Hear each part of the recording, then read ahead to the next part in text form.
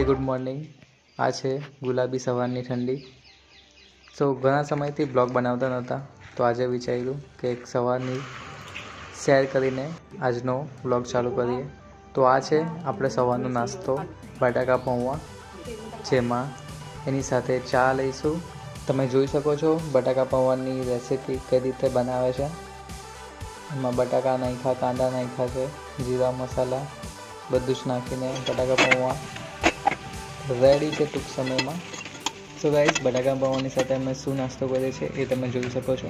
ચા છે, સાથે સેવ છે, મોનીટરી સ્ટીક છે અને રતલામી સેવ છે, આલુ સેવ છે। એ બધું મિક્સ કરીને સવારનો મસ્ત ફ્રેશ નાસ્તો કરીને આજનો વ્લોગ માટે અમે રેડી થઈ ગયા છે।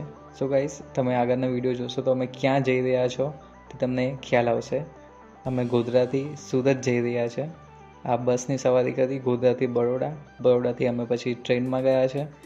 ટ્રેન બરોડા બસ સ્ટેન્ડની બરાબર સામે જેનું રેલવે સ્ટેશનનું પ્લેટફોર્મ છે। બરોડા આવીને અમને ઘણી ભૂખ લાગી હતી, એટલે અમે સ્નેક્સ લીધા હતા।